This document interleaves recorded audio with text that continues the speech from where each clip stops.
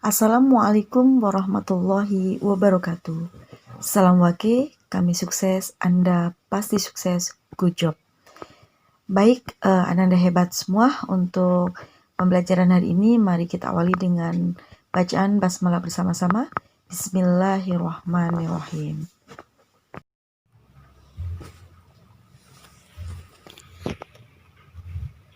Ananda hebat, pembahasan IPS ya yang sesuai, insya Allah sesuai dengan kisi-kisi penilaian akhir semester 1 pada tema 1, yaitu pada tingkat SDMI ya, khususnya untuk tingkat MI ya, yaitu kita akan membahas tentang ASEAN, di mana alhamdulillah di sini Wali Kelas Channel sudah merangkum ya, yang sesuai dengan kisi-kisi sudah Wali Kelas Channel rangkum, dan insya Allah akan memudahkan anak-anak semua untuk belajar.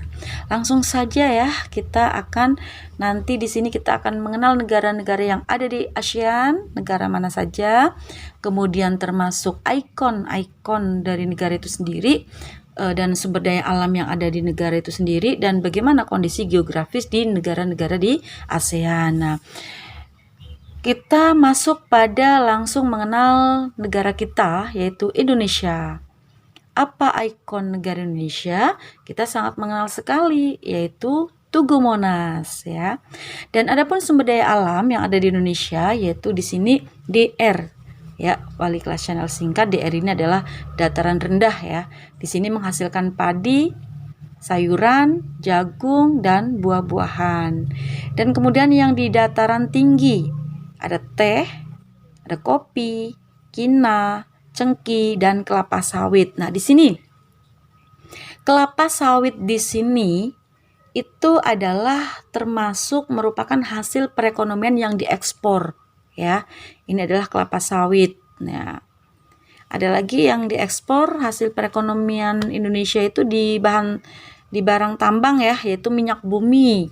Minyak bumi juga diekspor. Ada lagi perhiasan juga termasuk diekspor, itu hasil perekonomiannya ya. Ada ini kelapa sawit, kemudian ada minyak bumi, ya ada perhiasan juga ya. Nah, itu adalah termasuk barang-barang komoditas ekspor yang dihasilkan dari perekonomian Indonesia. Nah, kita kembali lagi pada yang tadi sudah ya, dataran tinggi, kita masuk pada pantai. Di pantai Indonesia itu banyak sekali menghasilkan ikan, udang, ada tuna, ada cakalang, dan tongkol. Kemudian hutan, ada hutan kayu, di hutan ada kayu jati, ada rotan dan karet. Kemudian barang tambangnya ada minyak bumi dan gas alam, boksit, timah, tembaga, batu bara, dan emas ya. Nah, jadi sekali lagi saya tekankan di sini bahwa komoditas ekspor hasil perekonomian Indonesia di sini adalah ada kelapa sawit ya, kemudian ada minyak bumi, kemudian ada emas ya, ada perhiasan dan sebagainya, masih banyak yang lain. Kurang lebih itu. Adapun kondisi geografis Indonesia itu terdiri dari pulau-pulau, sehingga Indonesia sering dikenal dengan sebutan negara kepulauan dan negara maritim juga, karena perairannya lebih luas daripada daratan ya. Dan Indonesia terletak di antara Samudra Hindia dan Samudra Pasifik, dan di antara dua benua Asia dan Australia. Nah, itu adalah negara Indonesia.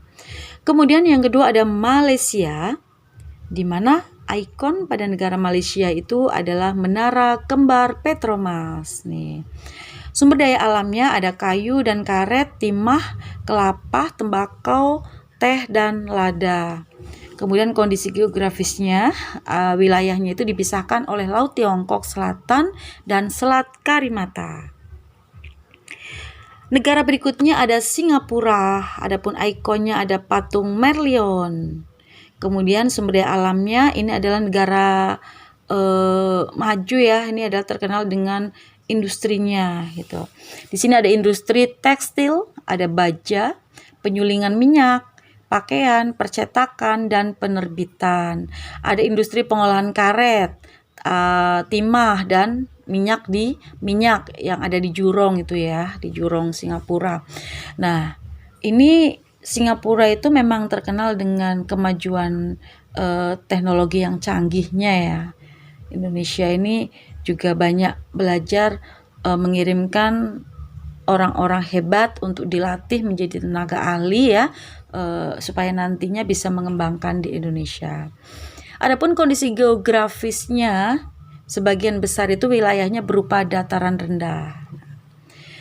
Kemudian negara Thailand, ikonnya adalah Grand Palace ya. Grand Palace ini itu sebuah kompleks istana ya, istana-istana para raja-raja ini. Jadi di situ ya merupakan kompleks istana-istana para raja ini di sini. Adapun sumber daya alamnya ada padi, tebu, tapioka, karet dan kayu jati, batu bara, timah dan gas alam, dan berbagai jenis ikan di Sungai Mekong dan Teluk Siam. Nah, di Thailand ini adalah terkenal dengan Sungai Mekongnya ya dan Teluk Siam. Kemudian kondisi geografisnya yaitu di bagian timur terdapat Sungai Mekong yang menjadi pembatas dengan Laos ya. Jadi Sungai Mekong ini mengalir sampai ke perbatasan di negara Laos ini, Thailand. Dan di sini ikannya sangat melimpah, banyak sekali di Thailand. Dan termasuk negara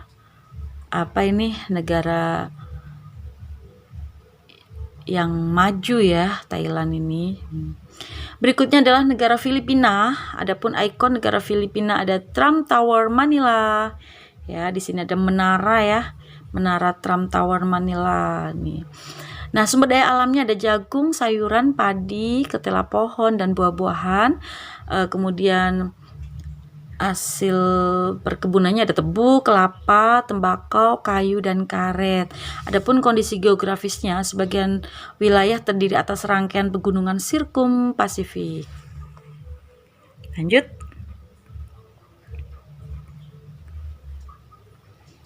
Negara berikutnya ada Brunei Darussalam. Adapun ikon pada negara Brunei Darussalam adalah Masjid Sultan Omar Ali Saifuddin. Masjid ini merupakan masjid kesultanan ya, di tempat kerajaan ya. Nah, Sultan Umar Ali kalau tidak salah ini adalah kesultanan yang keberapa ya? Ketiga kali ya kalau nggak salah ya. Nah, adapun sumber daya alam Brunei Darussalam ini adalah hasil bumi, ada minyak dan gas bumi. Adapun pertaniannya ada padi, buah-buahan, lada dan kelapa. Nah, di sini Wali Kelas Channel tekankan ya di sini bahwa sumber daya alam yang ada di Brunei Darussalam ada minyak dan gas bumi. Karena negara ini merupakan negara sangat kaya ya. Nah, penghasil minyak terbesar ini Brunei Darussalam. Negaranya kecil sih ya, tapi pendapatan dari minyaknya ini luar biasa, sehingga sepertinya nggak ada orang miskin sih di sana. Mudah-mudahan di Indonesia juga akan segera tidak ada orang yang miskin lagi. Nah, jadi sumber daya alam di Brunei Darussalam minyak dan gas bumi. Adapun pertaniannya ada padi, buah-buahan, lada dan kelapa ya. Adapun kondisi geografisnya bahwa seluruh daratan itu dikelilingi oleh wilayah Sarawak. Wilayah Sarawak itu adalah wilayah Malaysia yang bagian timur. Nah, jadi Brunei Darussalam ini seluruh daratannya itu dikelilingi oleh wilayah Sarawak ya. Nah, kemudian negara Vietnam, adapun ikonnya ada Teluk Halong Bay ya. Ini sangat indah sekali nih ya teluknya ya. Ingin sekali jalan-jalan ke sana. Kapan ya jalan-jalan ke Teluk Halong Bay? Mudah-mudahan para subscriber Wali Kelas Channel, komunitas kita komunikasinya bagus. Mudah-mudahan kita semua ada rezeki bareng-bareng ya ke Vietnam ya. Adapun sumber daya alam yang ada di Vietnam ada padi, sayuran, ubi jalar, tebu, teh, kopi dan jagung. Ada kayu jati dan bambu. Ada industri bahan makanan, pengolahan makanan dan tekstil. Adapun kondisi geografis ada keadaan alamnya itu bervariasi. Antara lain ada bukit, gunung, hutan lebat dan dataran rendah. Kemudian negara Laos ikonnya ada Wihara Patatluang. Ini adalah tempat beribadah agama Buddha ya, karena di sana mayoritas itu beragama Buddha ya. Nah, kemudian sumber daya alamnya ada padi, jagung, dan tembakau, kayu jati, ikan karper, dan ikan pets, tambang gipsum, ada timah, batu bara, seng, dan biji besi. Adapun kondisi geografisnya nih ya, wilayahnya itu tidak mempunyai batas laut dan garis pantai. Jadi jadi negara Laos ini adalah negara yang satu-satunya negara di Asia Tenggara yang tidak mempunyai batas laut ya, dan tidak mempunyai batas garis pantai. Kenapa? Karena dikelilingi daratan. Ada daratan negara Tiongkok, ada Thailand, Vietnam, dan Kamboja itu. Lanjut, ada negara Myanmar, ikonnya ada pagoda emas Swedagon ya. Pagoda itu artinya berarti tempat suci ya, berarti tempat untuk beribadah ya. Kemudian sumber daya alamnya ada teh, tembakau, tebu, dan sayuran, gas alam, batu bara, emas, perak, batu mulia, mangan, dan timah. Kondisi geografisnya, wilayahnya itu berupa dataran rendah hingga pegunungan. Adapun negara Kamboja, ikonnya ada Kuli Angkor Wat ya. Kuli, maaf ini kuil ya maksudnya ya, kuil ini bukan kuli, ini kuil, maaf ini revisi ya, ini kuil Angkor Wat. Nah, adapun sumber daya alam yang di Kamboja ada padi, umbi-umbian, jagung dan buncis, karet dan tembakau, budidaya ikan air tawar. Adapun kondisi geografisnya, sebagian besar wilayahnya merupakan dataran rendah dan dataran tinggi yang bergelombang di bagian timur.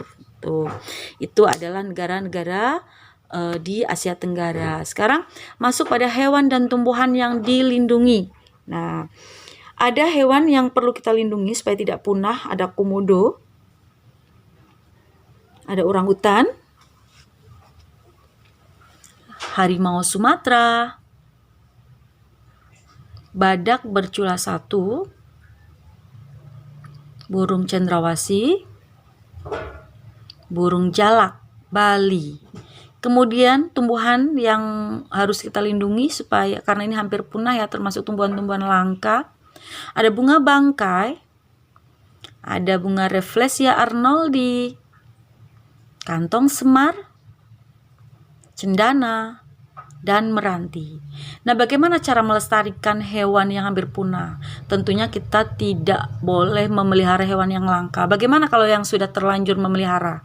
Kalau yang sudah terlanjur, mestinya ya kita melaporkan dan dikembalikan kepada BKSDA ya, Balai Konservasi Sumber Daya Alam. Kemudian membuat penangkaran ya, ini adalah tugas pemerintah ya untuk membuat penangkaran ya. Jadi dirawat, nanti kalau sudah cukup umur bisa dilepaskan di habitat aslinya. Kemudian tidak berburu liar dan menjual belikan hewan langka, ini tidak boleh. Jadi cara melestarikannya adalah yang pertama tidak memelihara hewan langka, kemudian membuat penangkaran, kemudian tidak berburu liar dan tidak menjual belikan hewan-hewan langka. Kemudian bagaimana cara melestarikan tumbuhan ya, yaitu kita tidak boleh menebang pohon sembarangan, kita harus tebang pilih ya. Kemudian kita juga harus melakukan penghijauan, menanam kembali ya. Kemudian mengembang biakan dengan kultur jaringan, yaitu memperbanyak sel-sel jaringan yang dikembang biakan sehingga tumbuh ya individu-individu baru gitu, seperti itu. Ya, baiklah Ananda hebat. Seperti itu ya, mudah-mudahan dapat dipahami dan bermanfaat. Dan kita akhiri dengan bacaan hamdalah. Alhamdulillahirabbil alamin. Assalamualaikum warahmatullahi wabarakatuh. Salam uwake.